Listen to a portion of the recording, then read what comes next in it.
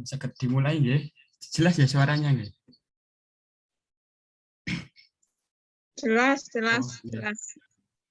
Baik, selamat sore para peserta dan Bapak Ibu dosen. Tentunya sebelum dimulainya webinar Ramadan Stay Taruna pada sore hari ini, maka perlu kami informasikan juga untuk audio dan videonya mohon diposisikan untuk video on dan audio mohon di-off-kan biar tidak mengganggu jalannya webinar pada sore hari ini. Dan juga untuk peserta dimohon untuk memakai pakaian yang rapi, bebas, dan sopan pastinya ya. Baik, Assalamualaikum warahmatullahi wabarakatuh. Alhamdulillahirrahmanirrahim. Wabillahi nasta'in wala umuri dina waddin, amma ba'd. Selamat sore kepada seluruh peserta webinar. Kami ucapkan selamat datang dan selamat bergabung. Yang terhormat kepada Ibu Syaiul Ana MPD selaku Ketua 1 Sekolah Tinggi Agama Islam Taruna Surabaya, dan juga telah hadir juga di sini Ibu Lailatul Zahro MPD, Dr. Lailatul Zahro selaku Ketua 2 Sekolah Tinggi Agama Islam Taruna Surabaya, dan juga Bapak Abdullah Mas'ud selaku Kaprodi PGMI, dan juga narasumber kita Bapak Imam Sujono SHI MH. Dengan sangat antusias pada sore hari ini saya Alwi Dautrian tentunya akan memandu acara yang luar biasa ini sampai selesai nanti, dan juga izinkan saya untuk membacakan susunan acara pada webinar sore hari ini. Yang pertama yaitu pembukaan, disusul acara yang kedua yaitu pemaparan materi dari narasumber, dan yang ketiga yaitu sesi tanya jawab sekaligus penutup. Baik, alangkah baiknya sebelum dimulainya agenda webinar kita pada sore hari ini, mari kita buka dengan suratul Fatihah dengan harapan semoga webinar kali ini berjalan dengan lancar hingga selesai nanti. Al-Fatihah.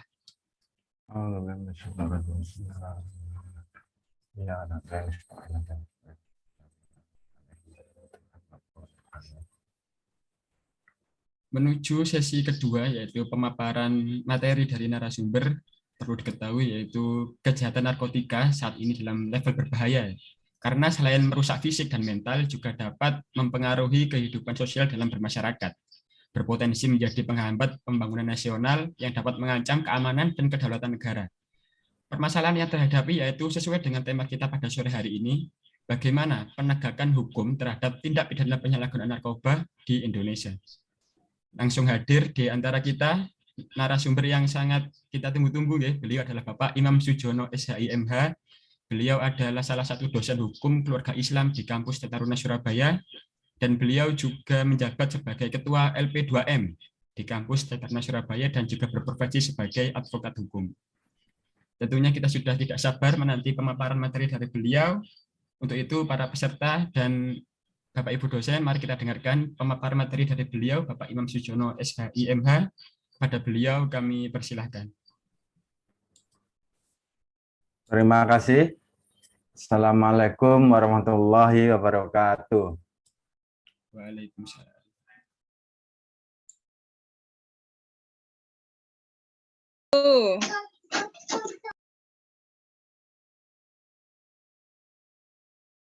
Kepada yang terhormat Bapak Ketua Sekolah Tinggi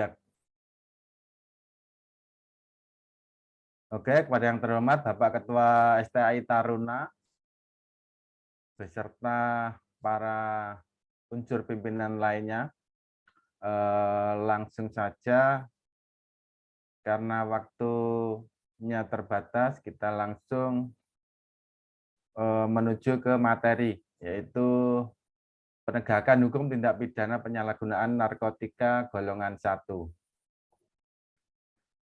Kenapa hal ini menjadi fokus atau sorotan kajian dalam webinar kita sore ini? Karena tindak pidana penyalahgunaan narkotika ini sangat berdampak terhadap seluruh lapisan masyarakat, baik di birokrasi pemerintahan maupun di instansi swasta, mulai dari siswa hingga mahasiswa, mulai dari sopir hingga para artis. Karena hal ini tentunya akan membawa dampak terhadap masyarakat, baik dalam tataran keluarga maupun dalam tataran kehidupan berbangsa dan bernegara. Tentunya selain dalam tataran keluarga atau lingkup kecil, dalam tataran nasional atau berkebangsaan akan melemahkan sendi-sendi ketahanan nasional. Langsung saja. Jadi yang pertama kita perlu mengetahui apa itu narkotika. Jadi narkotika adalah zat atau obat yang berasal dari tanaman atau bukan tanaman, baik sintesis maupun semi sintesis, yang dapat menyebabkan penurunan atau perubahan kesadaran, hilangnya rasa mengurangi sampai menghilangkan rasa nyeri dan dapat menimbulkan ketergantungan. Jadi Bapak Ibu, narkotika ini ada yang berjenis tumbuhan, ada yang berjenis sintesis atau hasil proses kimiawi, atau berdasarkan hasil dari kreasi masyarakat jadul atau masyarakat adat dulu yang biasa menggunakan atau mencoba-coba ganja atau tembakau gorila. Ini sekarang sudah menjadi bagian narkotika golongan 1. Jadi pengertian narkotika itu adalah seperti ini. Jadi selain sintesis bisa berasal dari tanaman seperti sabu, itu sintesis. Yang berasal dari tanaman yaitu gorila, itu murni tanpa ada proses kimiawi.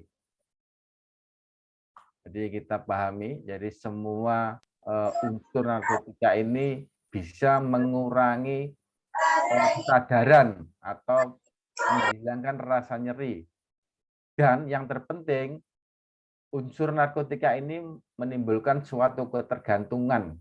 Tergantungan itu bahasa gampangnya yaitu kecanduan. Jadi seseorang akan selalu pengen menggunakan hal ini. Guys, next. Nah, ini penggolongan narkotika. Jadi narkotika itu digolongkan menjadi 3 berdasarkan Undang-Undang Nomor 35 Tahun 2009. Satu, narkotika yang digunakan untuk tujuan pengembangan ilmu pengetahuan tidak digunakan dalam terapi. Nah, ini yang pertama. Serta mempunyai tingkat ketergantungan yang tinggi. Nomor 2, golongan narkotika golongan 2 adalah narkotika yang digunakan untuk pengobatan sebagai pilihan.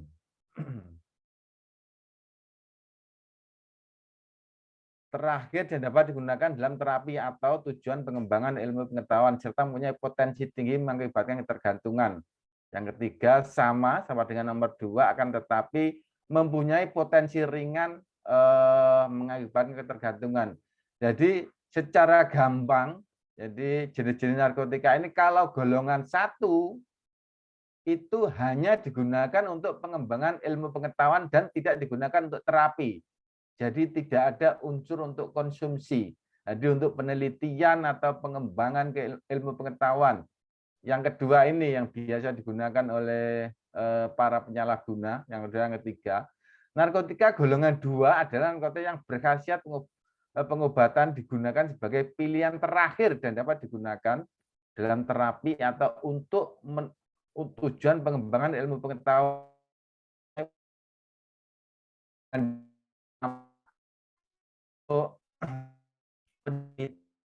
ilmu pengetahuan, tapi digunakan juga untuk pengobatan atau terapi dan menimbulkan ketergantungan yang sangat tinggi. Ini yang golongan 2. Yang golongan 3 sama dengan golongan 2, akan tetapi bedanya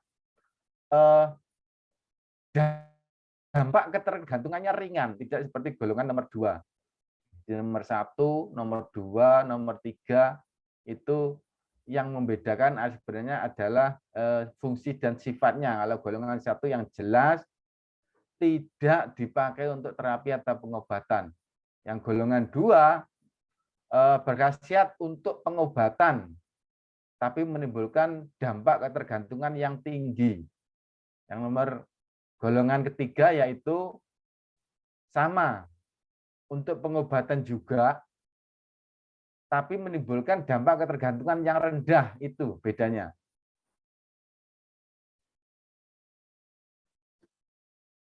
Oke, lanjut Mas Alwi. Nah, kenapa narkotika di masyarakat itu perlu diperangi atau ditanggulangi secara masif? Karena tentunya dampak negatifnya ini sangat luas, mulai dari sendi keluarga, sendi pertama pribadi penyalahguna, keluarga, masyarakat, bahkan sampai berbangsa dan bernegara. Ini dampak yang ditimbulkan oleh narkotika. Nah, secara spesifik, secara kesehatan dan mental, mungkin bisa kita lihat dari slide ini. Jadi yang pertama, organ tubuh menjadi rusak. Jadi jantung menyebabkan pecahnya pembuluh darah, pencernaan, daya tahan tubuh, dan mudah sakit, kulit kering, melemahkan aktivitas sel-sel, menurunkan daya ingat. Perubahan yang kedua, perubahan atau penurunan sikap mental. Tiga, masa depan yang suram. Oh, ini tentu pasti ketika para generasi muda, baik pelajar atau mahasiswa, sudah mengkonsumsi narkotika atau bagian dari jenis narkotika, entah golongan 1, 2, 3, jangan berharap masa depannya akan cerah. Tidak ada harapan lagi. Yang keempat, berpotensi terjerumus ke tindak kriminal. Jadi banyak sekali tindak kriminal yang awalnya didahului oleh penyalahgunaan narkotika. Jadi tindak kriminal itu awalnya tidak ada niat yang dilakukan oleh pelaku. Akan tetapi ketika sudah mengkonsumsi narkotika, jadi kesadarannya sudah menurun. Jadi sikap ini termasuk perubahan sikap dan mental. Jadi hal-hal yang berkaitan dengan sikap dan mental itu menjadi negatif dan penurunan dari sikap positif ketika masih sadar, masih belum berani atau berniat melakukan kriminal, akan tetapi setelah mengkonsumsi, keberanian dan niat itu baru muncul. Karena itu narkotika bisa dikatakan mengakibatkan perubahan atau penurunan sikap dan mental. Nomor selanjutnya, pidana penjara hingga vonis mati. Nah, ini sudah berjalan vonis mati ini, cuman hanya beberapa para penyalahguna. Ini di Indonesia terbatas oleh produsen. Jadi untuk penyalahguna atau yang pengejar kecil-kecil belum. Tapi untuk produsen ini, produsen itu yang punya pabrik, yang memproduksi, ini hukuman mati sudah diterapkan. Dan terakhir adalah kematian akibat overdose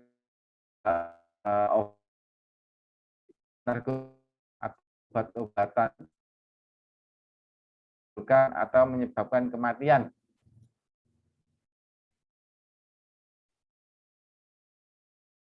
Lanjut Mas Alwi. Nah, untuk menyikapi dampak tindak pidana narkotika yang begitu luas, pemerintah tentunya negara mengambil kebijakan dalam bidang hukum pidana. Artinya diterapkan sanksi yang seberat-beratnya, di mana kebijakan hukum pidana yang diambil oleh pemerintah ini ada yang bersumber dari murni aturan atau nilai moral yang ada dan tumbuh di masyarakat Indonesia, ada yang berdasarkan ratifikasi dari konvensi internasional.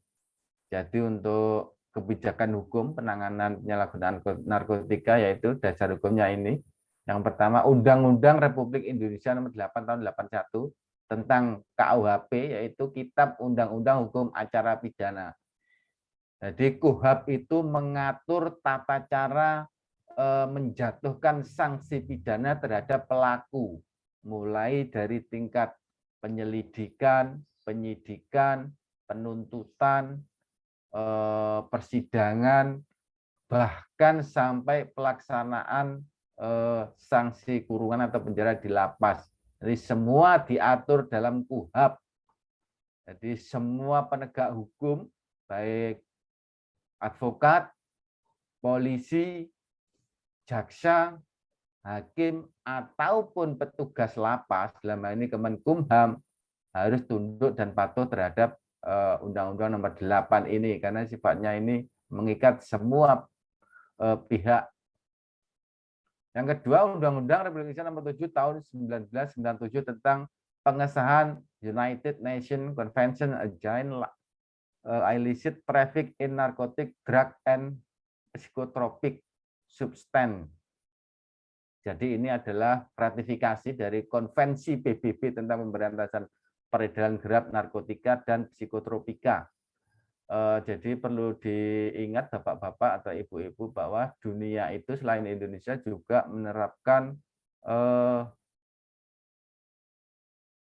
extraordinary crime, jadi tindak kriminal luar biasa, yaitu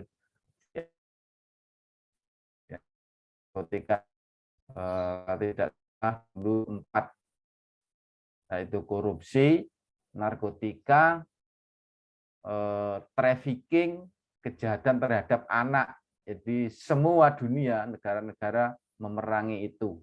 Jadi bukan hanya di Indonesia. Oleh karena itu, tindak pidana khusus tentang perihal 4 ini sangat berat sekali sanksinya. Korupsi, narkotika, trafficking, kejahatan terhadap anak. Artinya anak di bawah umur, itu sanksinya sangat berat.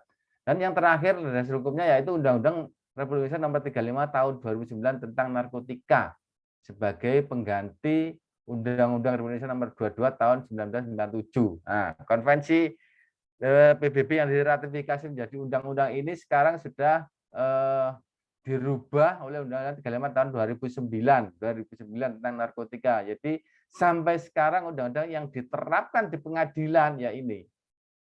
Ini adalah pembaharuan undang-undang yang mengatur tentang tindak pidana narkotika yang terakhir. Jadi undang-undang ini sifatnya lebih khusus, lex spesialis. Jadi bukan hanya di KUHP, jadi diterapkan di Undang-Undang Nomor 35 Tahun 2009. Jadi mengatur khusus tentang sanksi penyalahgunaan narkotika. Ini sampai sekarang, mulai 2011 sampai sekarang masih diterapkan. Lanjut, Mas Alwi. Nah, untuk pelaku penyalahgunaan narkotika dapat dikenakan Undang-Undang Nomor 35 Tahun 2009 tentang narkotika. Hal ini dapat diklasifikasikan sebagai berikut. 1, sebagai pengguna. Ini dari yang paling rendah. Dikenakan ketentuan pidana berdasarkan pasal 116 Undang-Undang Nomor 35 Tahun 2009 tentang narkotika dengan ancaman hukuman paling lama 15 tahun. Ini secara teoritis, Bapak, Ibu. Yang kedua, sebagai pengedar dikenakan ketentuan pidana berdasarkan pasal 81 dan 82 Undang-Undang Nomor 35 Tahun 2009 dengan ancaman hukuman paling lama 15 tahun plus denda. Ini 15 tahun plus denda. Yang terakhir yang paling berat yaitu sebagai produsen dikenakan ketentuan pidana berdasarkan pasal 113 Undang-Undang Nomor 35 dengan ancaman hukuman paling lama 15 tahun atau seumur hidup atau hukuman mati. Ini plus denda. Kalau hukuman mati tidak disertai denda, orangnya sudah dihukum mati. Yang disertai denda biasanya yang ini, yang hukuman kurungan, hukuman penjara. Jadi selain di penjara juga dijatuhi sanksi denda Jadi dendanya tidak sedikit, ratusan juta bahkan sampai miliaran. Ketika tidak mampu membayar denda itu ya diganti dengan kurungan juga. Oke, next, Mas Alwi. Nah, secara fakta di lapangan, penerapan sanksi pidana berdasarkan Undang-Undang 35 tahun 2009 itu mengalami dinamika, jadi mengalami diferensial, perbedaan dengan cara teoris. Yang paling banyak yaitu pasal 127, pasal ayat 1, pasal 112 ayat 1, dan pasal 114 ayat 1. Ini yang paling banyak terjadi di masyarakat. Karena apa? Karena rata-rata yang banyak tertangkap oleh petugas keamanan atau kepolisian itu adalah penyalahguna, dan lebih sedikit untuk yang produsen.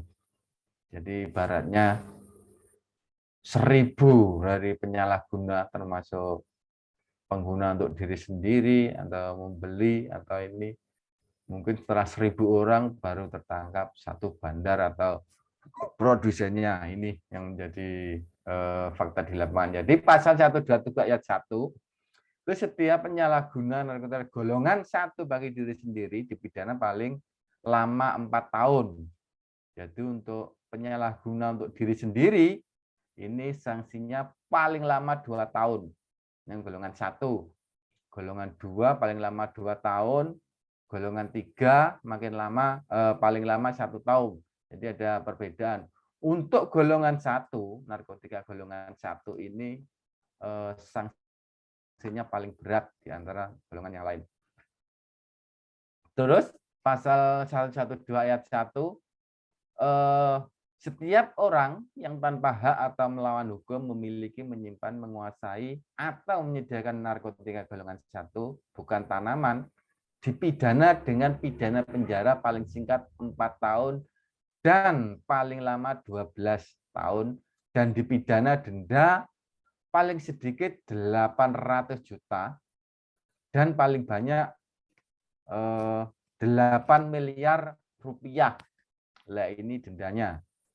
Subsidiarnya ini. Jadi minimal 800 juta, untuk paling banyak 8 miliar. Jadi kalau orang biasa ya tentunya sangat besar sekali nilai seperti ini. Terus yang terakhir adalah pasal 114 ayat 1.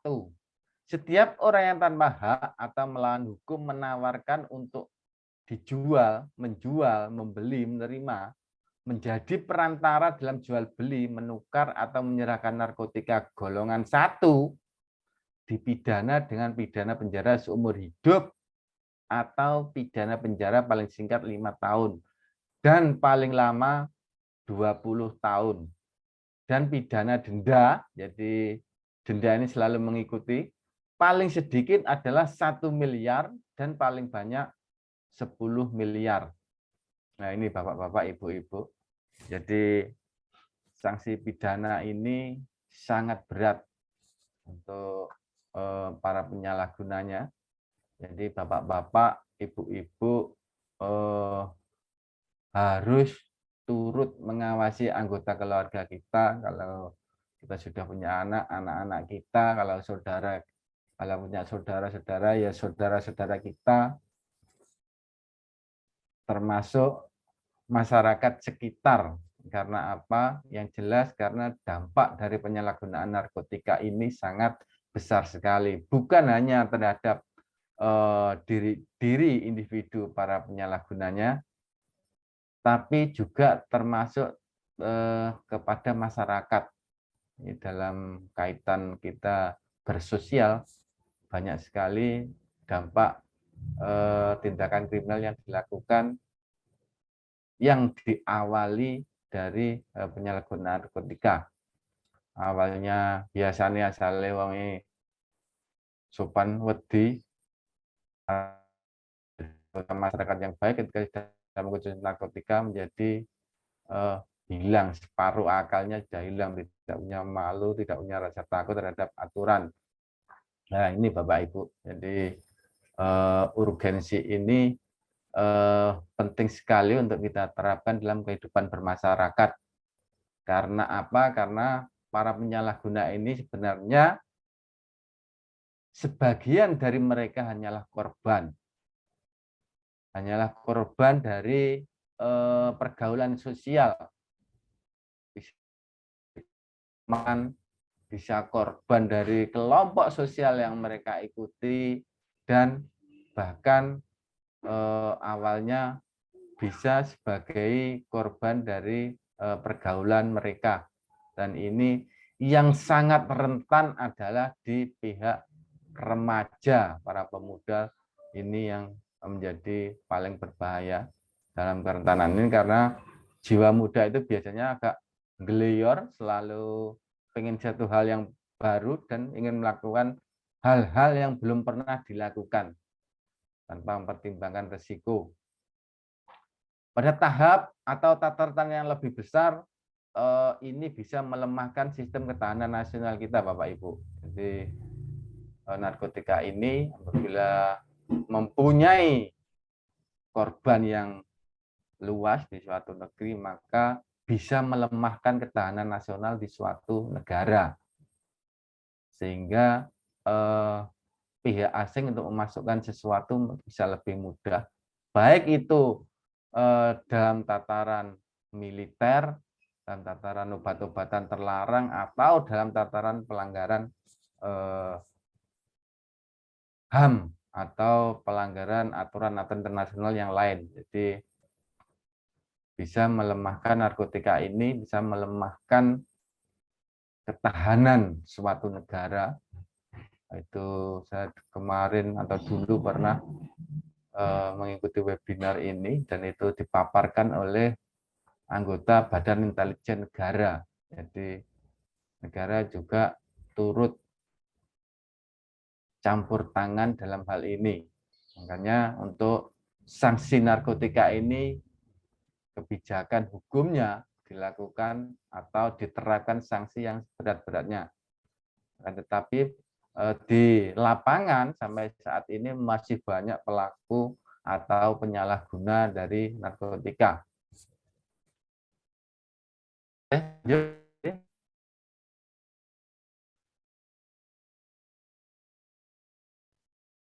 Nah, ini tentang penegakan hukum pidana dalam tindak pidana narkotika.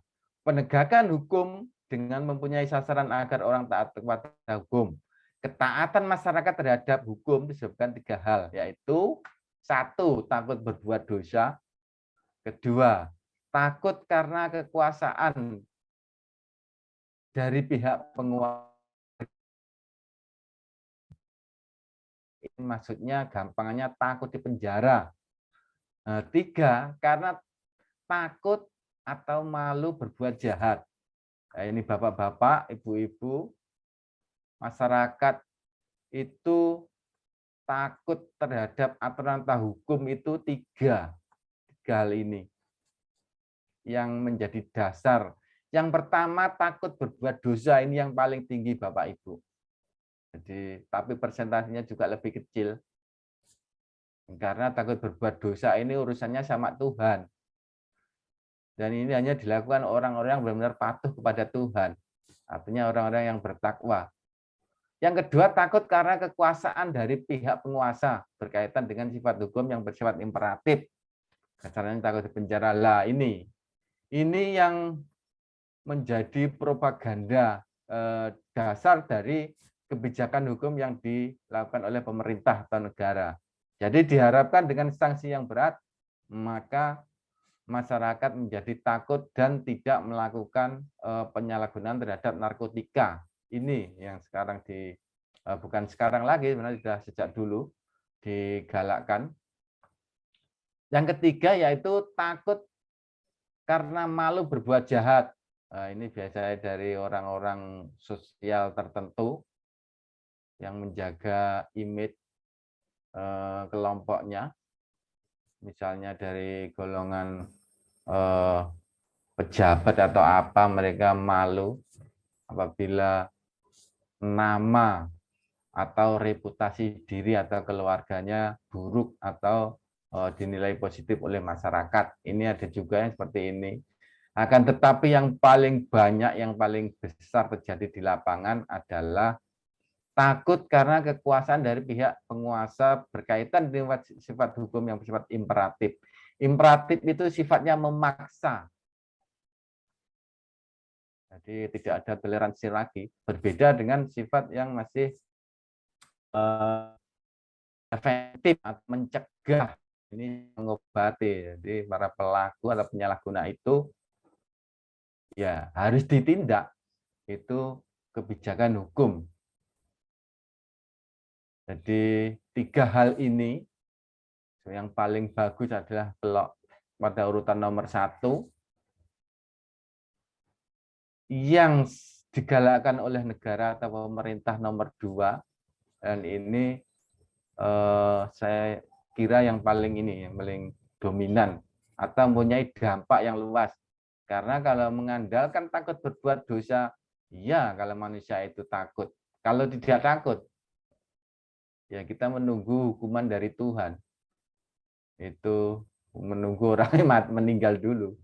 Itu takut berbuat dosa. Jadi yang kedua ini adalah potensi atau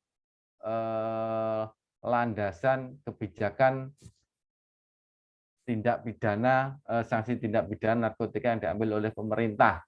Jadi agar orang takut terhadap pihak penguasa berkaitan dengan sifat hukum yang imperatif. Jadi takut dipenjara. Ya meskipun sanksinya berat, pada kenyataan sekarang masih banyak. Dan itu yang lebih miris lagi bahwa para pelaku itu tidak semuanya dari orang-orang berduit, bukan dari orang-orang kaya. Dan tidak semuanya berasal dari orang-orang yang sudah mapan. Karena itu sangat miris sekali. Korbannya mulai, ada yang korban, ada yang penyalahguna pelaku. Tadi sudah saya sampaikan, mulai dari siswa. Jadi namanya siswa itu pelajar tingkat SD, SMP, dan SMA. Berdasarkan penelitian, riset, Surabaya sudah banyak siswa yang menjadi penyalahguna narkotika. Mulai dari siswa hingga mahasiswa. Kalau mahasiswa sudah, saya rasa bapak-bapak, ibu-ibu sudah banyak mendengar di media bahwa seringkali berita yang memberitakan tentang penangkapan terhadap penyalahguna narkotika. Nah, jadi segala lini, segala lapisan masyarakat, mulai dari sopir itu apa ya? Maksud saya sopir yang pekerjaannya sehari-hari menyetir kendaraan truk seperti mengantarkan apa ya, barang-barang dari pabrik dari satu tempat ke tempat lain. Ini yang sudah banyak mereka yang mengkonsumsi narkotika. Mereka yang menyalahgunakan narkotika. Mulai dari sopir hingga para artis. Untuk para artis ini Bapak Ibu sudah tidak asing lagi, banyak para penyalahguna ini yang terjerat. Bapak-bapak, ibu-ibu harus berhati-hati terhadap pengawasan, memberikan pengawasan kepada anak-anak, apabila yang masih remaja memberikan pengawasan terhadap saudara-saudara atau sesama pemuda ini. Jadi korban atau pelaku tindak pidana penyalahgunaan narkotika ini dari semua lapisan masyarakat, bukan hanya orang-orang yang berduit atau bukan hanya golongan tertentu. Karena apa? Karena pertama, kalau yang dari golongan ekonomi kelas tinggi tentunya mereka hanya untuk bersenang-senang. Itu awalnya. Tentunya untuk hiburan, untuk menghilangkan stres, atau untuk menghilangkan akal mereka yang mungkin menurut mereka rasanya berat. Tapi di tataran bawah ada iming-iming dijual lagi. Jadi mereka keuntungan ada keuntungan ini. Ya, tidak banyak. Dari beberapa pengakuan di Polda itu mereka hanya untung 50.000, bahkan 20 ada itu satu poket. Jadi tidak sebanding. Kalau kita pikir tidak sebanding dengan risiko masuk penjara. Dan kalau jual beli yang jelas tidak akan diterapkan pasal 127 atau penyagulan untuk diri sendiri. Minimal 112. Jadi minimal dari itu masih 6 tahun. Bisa 114. Nah, ini terus lanjut Mas Alwi. Nah, penegakan hukum salah satu dipengaruhi oleh beberapa faktor yang dapat menghambat perjalannya proses penegakan hukum itu sendiri. Faktor-faktor tersebut adalah sebagai berikut. Dalam hal ini dibatasi pada undang-undang saja. Jadi ini perundang-undangannya, aturannya, faktor menghambat penegakan hukum. Yang kedua, faktor penegak hukum, yakni pihak-pihak yang membuat atau membentuk atau menerapkan hukum. Jadi saya yakin Bapak Ibu ini tidak sulit memahami. Karena mau tidak mau kita dihadapkan pada fakta pengadilan yang kadang lebih berpihak pada uang daripada nilai-nilai kebenaran dan keadilan. Ini saya rasa tidak sulit dipahami. Apakah ini pasti terjadi di pengadilan? Tidak pasti Bapak Ibu. Namanya pengadilan manusia, kalau sebenarnya putusan pengadilan itu tidak adil, ya wajar. Kecuali pengadilan yang dibuat oleh Tuhan nanti pasti adil. Kalau yang buat manusia sudah wajar. Ada rea-reu, ada sedikit penyelewengan atau penyalahgunaan dalam proses peradilan. Yang sejatinya pada proses peradilan itu diperlukan suatu ijtihad manusia untuk mendapatkan suatu keadilan berdasarkan Tuhan yang Maha Esa. Tetapi pada faktanya yang kita bisa lihat sendiri, terkadang di lapangan itu sangat berbeda dengan teori-teori yang ada di buku. Jadi Dasein itu pasti berbeda dengan Dasolen.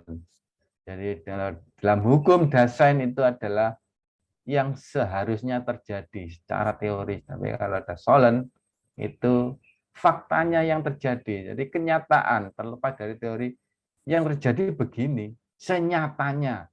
Itulah bedanya antara teori dan praktik atau fakta di lapangan. Terkadang tidak sinkron. Nah, ini jika Bapak Ibu membuat penelitian bisa dijadikan gap atau bahan penelitian. Oke, lanjut Mas Alwi.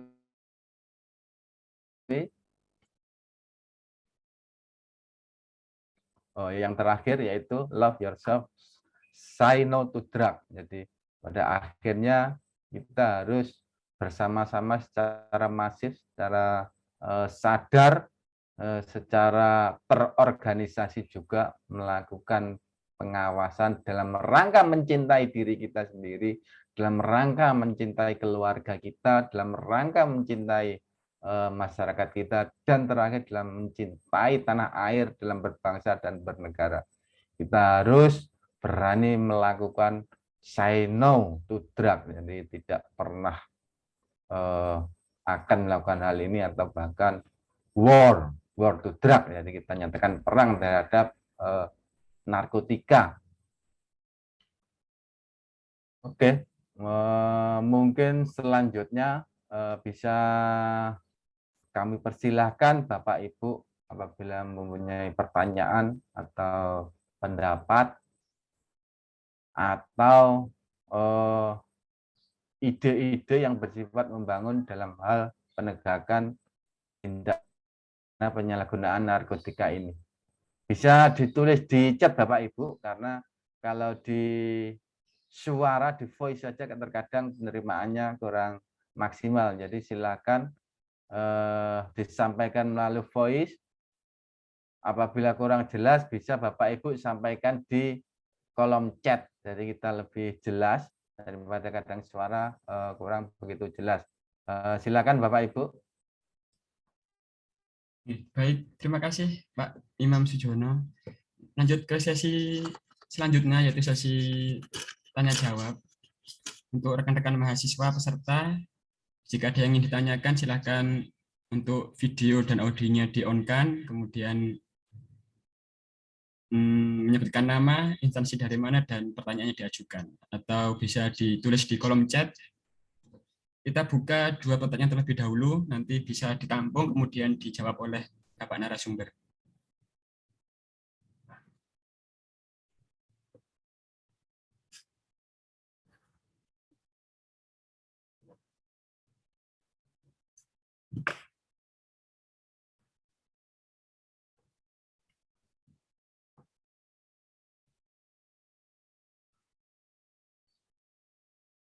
Kelihatannya ini ngantuk semua ini Mas Alwi.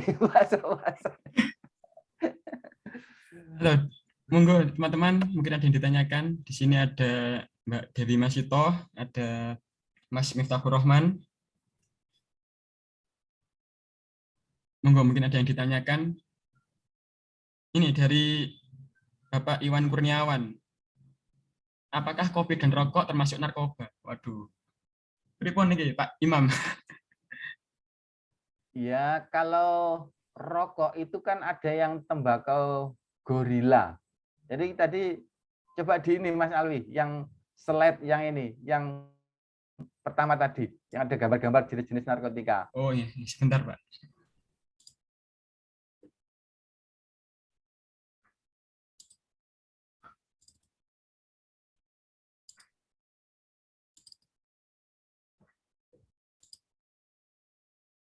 Nah ini.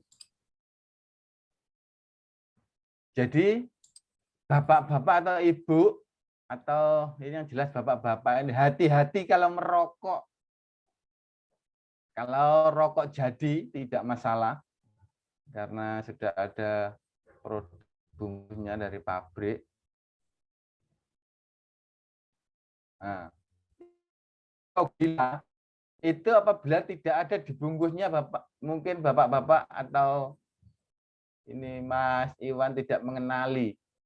Ini juga narkotika golongan 1 juga. Kalau ganja mungkin mengenali dalam bentuk ini. Kalau dalam hal masih alami susah mengenali, termasuk tembakau gorila. Tembakau gorila ini banyak dijual di Surabaya ini. Di Wonokromo ini, hati-hati. Saudara menganggap ini biasa, tapi ini masuk pada jenis-jenis narkotika. Nah, kalau rokok itu ya jelas bukan masuk narkotika, karena rokok kan ada ininya, ada izinnya, ada macam-macam. Ada proses pembuatannya itu kan sudah sejak, kalau ada kecanduan, kalau kecanduannya ya pasti namanya, sebenarnya kecanduan itu kadang-kadang hanya perasaan kita, kadang-kadang. Saya sebenarnya kalau merokok itu paham bahwa merokok itu tidak ada unsur untungnya dari segi apa ya, dari segi ekonomi, dari segi kesehatan, baik dari segi sosial. Dari segi ekonomi yang jelas kita dirugikan karena merokok ini, pasti bayar, pasti beli. Dari segi kesehatan jelas tidak ada penelitian atau suatu riset yang menyatakan merokok ini lebih banyak membawa unsur positif. Banyak penelitian yang menyatakan bahwa rokok ini lebih memberikan dampak negatif pada kesehatan, terutama paru-paru. Dari unsur sosial, sebenarnya tidak ada orang yang apa ya, kadang orang yang menyatakan oh kalau merokok itu lebih jantan atau lebih bisa bersosialisasi. Itu hanya sebenarnya kadang-kadang saya berpikir itu hanya suatu mitos atau suatu anggapan pribadi. Tanpa merokok sebenarnya kita bisa bersosialisasi dengan orang yang merokok. Itu pengalaman saya. ternyata tidak mempengaruhi sama sekali. Terkadang tidak munafik juga. Saya juga perokok, hanya kadang-kadang dengan merokok itu menimbulkan suatu keakraban terhadap teman. Nah ini mungkin suatu dampak positif terhadap sosial. Jadi rokok itu narkotika, Mas Iwan, karena narkotika itu ada untuk pengkualifikasian jenisnya itu sudah diatur oleh Menteri Kesehatan mengenai pengkualifikasian narkotika golongan 1, 2, 3 itu. Dan rokok itu tidak termasuk. Dalam Undang-Undang Nomor 35/2009 itu sudah ada lampirannya juga mengenai jenis-jenis narkotika, mulai dari golongan 1 sampai golongan 3. Nah, kalau merokok ini termasuk narkoba, wah buyar iki negara iki gak oleh pajak iki. Yang jelas untuk rokok-rokok yang dijual di publik itu meskipun ada sebagian orang yang merasa kecanduan tidak atau bukan bagian dari narkotika. Terus selanjutnya bagaimana cara mengetahui keluarga, teman, dan orang di sekitar kita merupakan pemakai atau pengedar narkotika.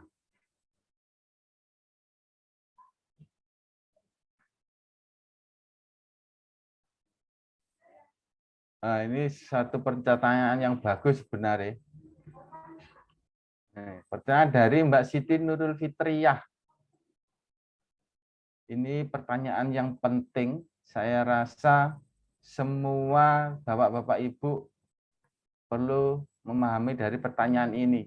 Jadi jawaban ini kita perlukan dalam penerapan kehidupan kita dalam masyarakat. Jadi dalam hubungan bersosial, baik itu berkeluarga, dengan bersosial di kampus atau di sekolah, ataupun dengan bermasyarakat, tentunya kita tidak bisa melihat secara pasti bahwa teman, orang, atau siapapun sedang atau telah menggunakan narkotika. Akan tetapi ada ciri-cirinya.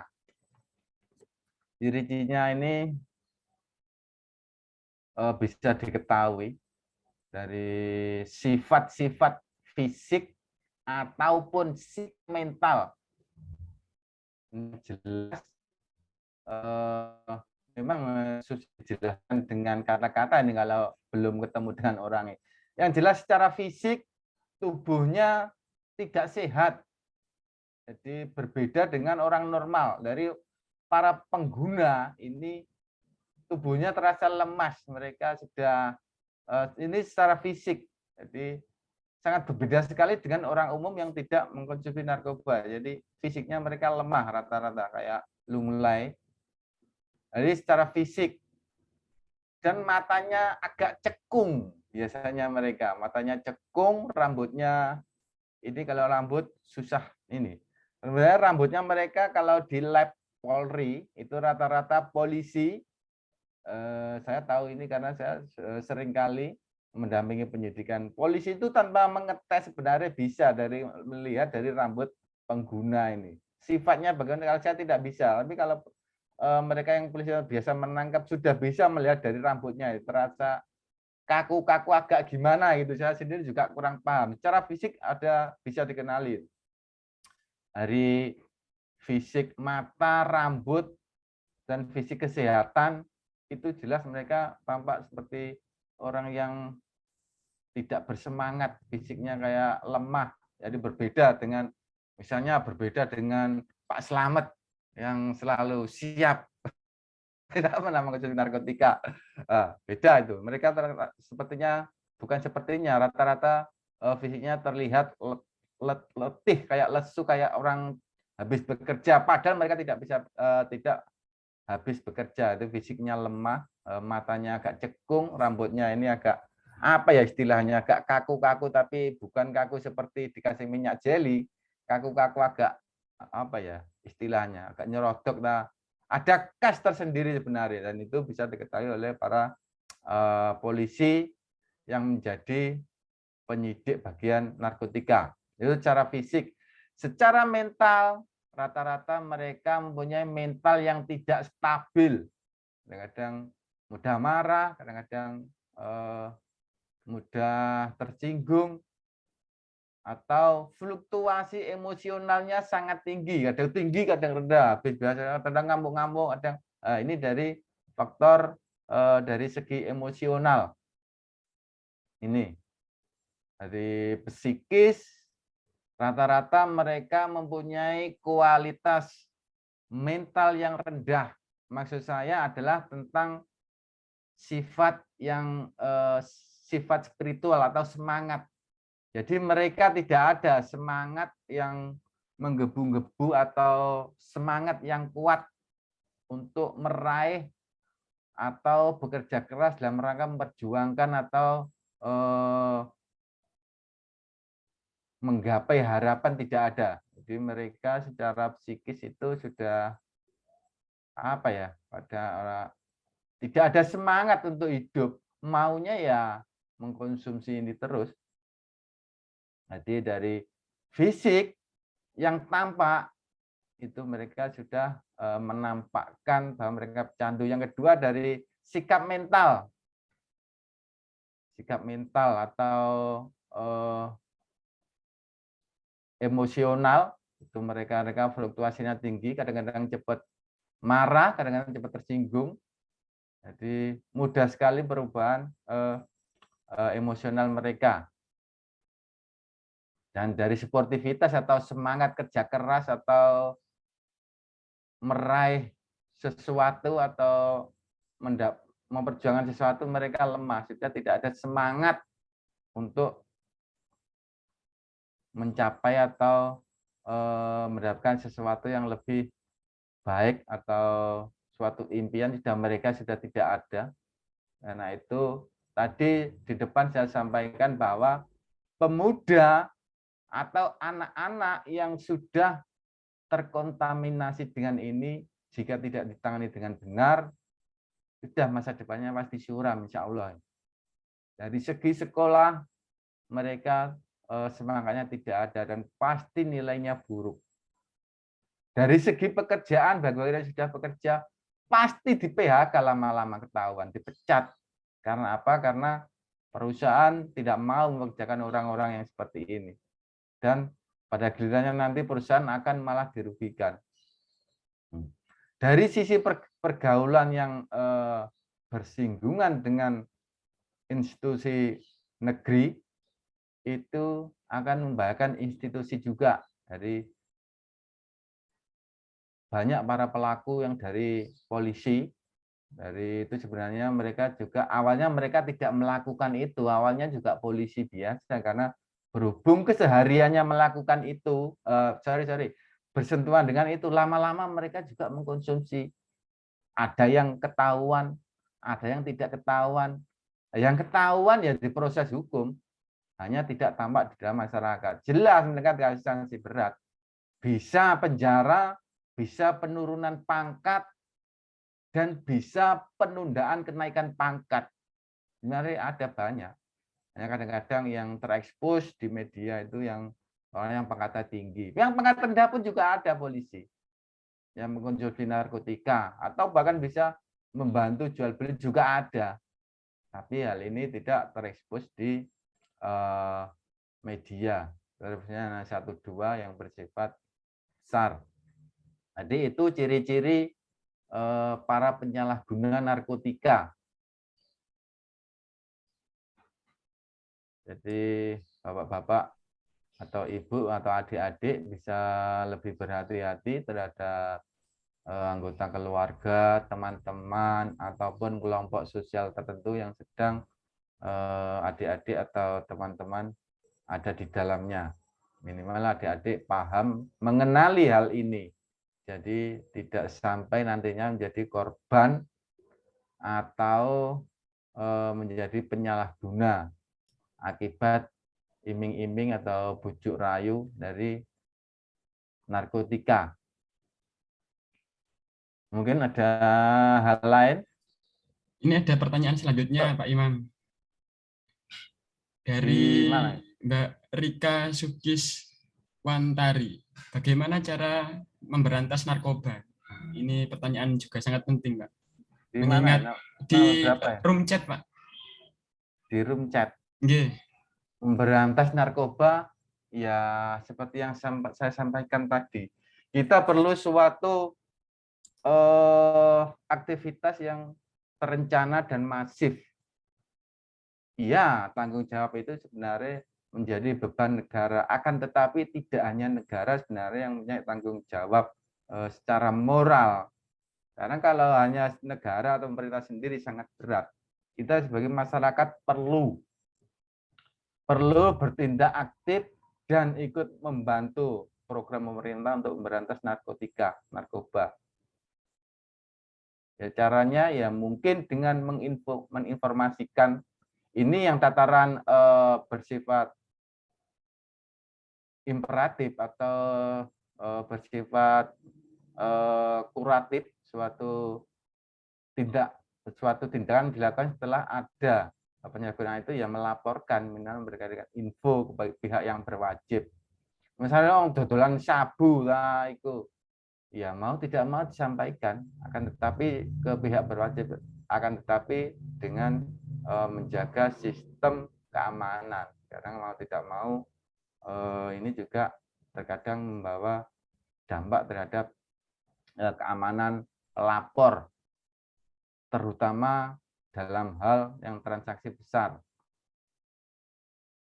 Nah, kalau kita tidak mendukung atau ikut aktif dalam pemberantasan narkotika ini, ya susah kita mengandalkan aparat, tidak bisa. Saya yakin tidak bisa.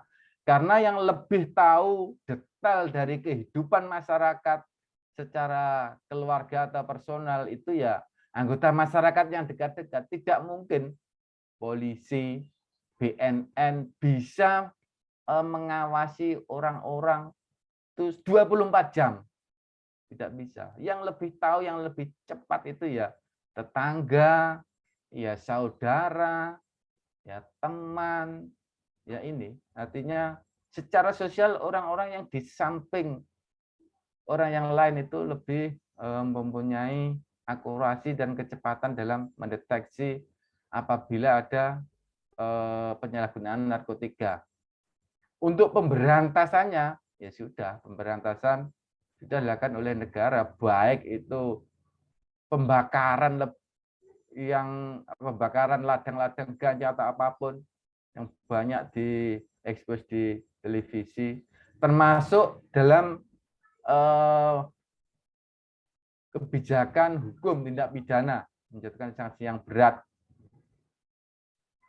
termasuk juga seminar-seminar atau webinar seperti ini. Kita jadi mengetahui dan memahami bagaimana bahaya narkotika. Dan mudah-mudahan dalam hal ini kita juga bisa dijadikan atau bermanfaat dalam hal memberantas tindak pidana narkotika setelah para peserta webinar memahami mengenai penyalahgunaan narkotika. Itu secara akademis. Secara kekeluargaan, ya pemberantasan itu dilakukan oleh semua anggota keluarga. Dari anak, orang tua harus saling mengingatkan. Karena mungkin sekarang seorang anak tidak tersentuh narkotika atau narkoba. Di lain waktu dan kesempatan ketika anak kelompok sosialnya beda, dia akan terjerat menjadi korban iming-iming narkotika juga bisa tidak mustahil. Karena itu pemberantasan yang paling efektif itu pemberantasan yang secara masif, artinya bukan hanya dilakukan oleh penegak hukum pemerintah, tapi harus juga diikuti oleh seluruh lapisan masyarakat. Dimulai dari yang keluarga, mulai dari tokoh ulama bisa ini. Apalagi pengajian bisa. Tokoh ulama ataupun aparat-aparat yang punya kompetensi melakukan edukasi terhadap masyarakat terhadap tentang bahaya dan konsekuensi penyalahgunaan narkotika ini. Jadi pemberantasan yang paling bagus adalah pemberantasan secara masif dan dilakukan oleh semua pihak. Saya katakan semua pihak, bukan hanya pada tataran tingkat aparatur penegak hukum. Jadi kalau hanya aparatur penegak hukum itu hanya bersifat imperatif. Tapi untuk yang bersifat preventif atau edukatif mereka tidak bisa. Yang bisa melakukan ya orang tua, para tokoh agama, para tokoh adat, atau para kiai bisa. Jadi memberikan edukasi tentang bahaya narkotika. Mungkin jawabannya seperti itu. Sampai jam berapa Mas Alwi nggih?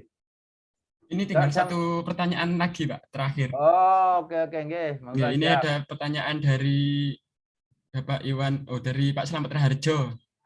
Intinya sama kayak yang punya tadi Mbak Siti Nurul Fitria, Pak ya. Bagaimana ciri-ciri kita mengetahui secara dini orang pemakai sebagai pencegahan awal di tingkat keluarga? Ada di room chat, Bapak. Di room chat. Iya, oke. Kalau dalam tataran keluarga ini saya pikir tidak lebih sulit asalkan kita bisa berkomunikasi secara intensif terhadap anak. Karena kalau bapak harus yang wis tua iki wis paham kadang-kadang mengenai yang sudah bisa menalar bahaya dan resiko narkotika. Kan tapi kadang anak itu kurang bisa membedakan, memfilter informasi yang masuk terkadang dari sosial, dari teman, dari iki enak iki kok permainan. Ternyata mereka tidak mengetahui bahwa itu adalah ujuk rayu narkotika. Jadi yang pertama adalah komunikasi dengan anak. Jadi kalau bisa, ya saya juga orang tua, saya juga belajar berkomunikasi dengan anggota keluarga. Termasuk anak ini yang penting karena kita tidak mungkin memberikan pengawasan secara 24 jam terhadap kegiatan anak di mana-mana. Minimal ada komunikasi pamit, Bapak aku nang kene. Jadi komunikasi yang intens dan pengawasan sekarang sudah ini saya kira sudah tidak sulit melakukan ini, ada WA. Jadi usahakan ada komunikasi yang secara kontinu terhadap anak berkaitan dengan tindakan yang dilakukan anak. Kalau sudah jelas sekolah, kalau ini tidak perlu. Terkadang kegiatan anak yang berhubungan dengan teman-teman sekolah atau teman kuliah atau teman kerjanya ini yang kadang orang tua tidak terlalu merisaukan, tidak terlalu mengkhawatirkan. Padahal ini yang jelas, yang lebih berpotensi. Jadi dari hubungan sosial terhadap masyarakat ini yang lebih mempunyai potensi daripada ketika di sekolah. Ya minimal mari kita biasakan anak-anak kita pamit atau saya sedang di sini. Ketika kita lupa memberikan pengawasan, biasakan mereka untuk memberikan informasi tentang apa yang mereka lakukan dan di mana, kecuali dalam sekolah. Sekolah sudah jelas di sekolahan. Sekolah terutama yang berhubungan dengan ini, yang berhubungan dengan kegiatan di masyarakat ini, Bapak Ibu, karena ini yang vulnerable. Jadi yang gampang terkontaminasi dengan hal ini. Jadi unsur-unsur yang bersifat eksternal keluarga yang sekiranya anggota keluarga tidak mengetahui, bisa dari teman, maksudnya teman kerja, bisa dari kelompok sosial tertentu ini. Jadi kalau anak-anak lebih rawan yang ketika berada di luar sekolah. Jadi kita minimal bisa mengetahui apa yang sedang dilakukan anak ketika jauh dari orang tua dan di mana. Kecuali dalam hal sekolah. Seperti itu Pak Slamet.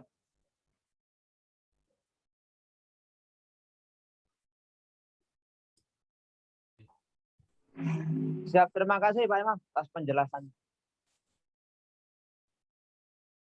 Oke, mungkin ada pertanyaan yang lain. Atau mungkin ada yang ditanyakan lagi dari peserta. Atau mungkin cukup Pak Imam nggih, waktunya sudah Oh iya ya. menjelang Sudah sore. Iya iya. Enggak, untuk selanjutnya informasi atau apapun tentang agenda ini saya kembalikan kepada moderator Mas Alwi Daud Trian. Untuk selebihnya saya mohon maaf apabila ada kesalahan dalam berkata-kata atau dalam menyampaikan materi ini. Terima kasih. Assalamualaikum warahmatullahi wabarakatuh. Waalaikumsalam. Waalaikumsalam warahmatullahi wabarakatuh.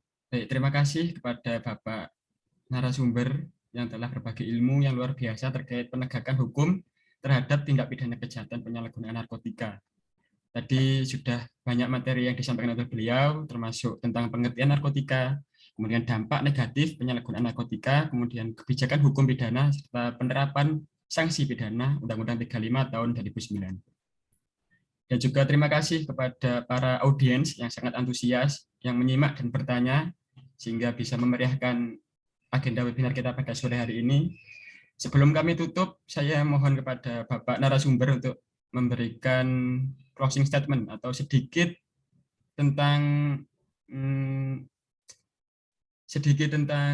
rangkuman tentang materi yang jenengan sampaikan tadi untuk bekal kepada mahasiswa-mahasiswa atau sepatah dua patah tentang penyalahgunaan narkotika.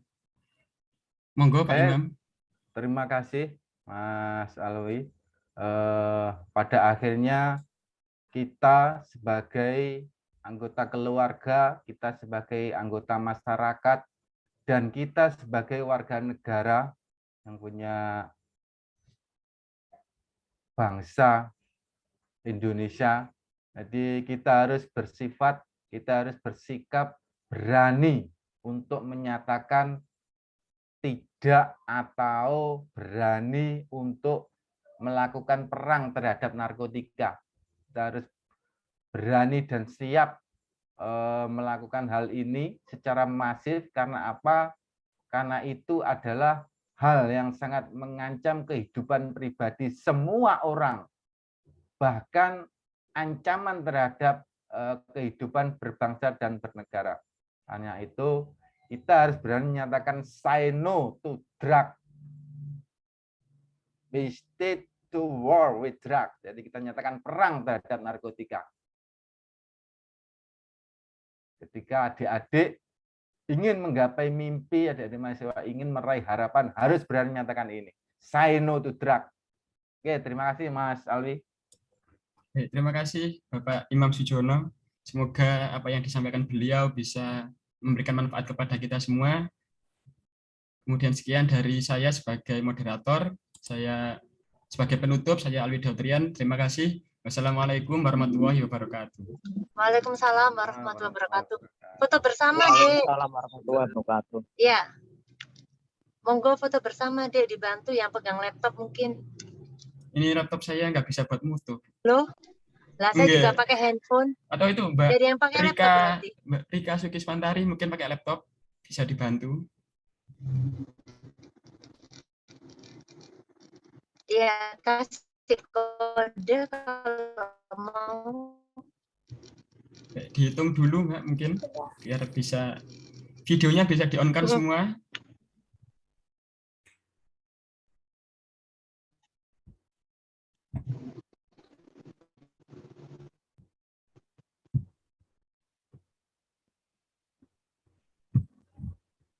Ya. Udah? Sudah Mbak. Oke. Izin live ya. Mantap Pak Imam. Siap, Oke, Ibu. terima kasih ya Pak Imam. Matur nuwun. Oke, Assalamualaikum. Waalaikumsalam. Monggo yang belum mengisi Waalaikumsalam. daftar hadir bisa diisi di room chat nih. Daftar hadir webinar bisa dicek di room chat Zoom sebelum nanti saya close Zoom-nya. Oke, Mas Alwi, saya mohon izin untuk pamit mendahului. Nggih, baik Pak. Terima kasih Pak Imam. Sama-sama. Assalamualaikum warahmatullahi wabarakatuh. Waalaikumsalam. Waalaikumsalam warahmatullahi wabarakatuh. Sampun Mas Alwi. Sampun Pak, sampun bisa. Mohon izin. Nggih, siap.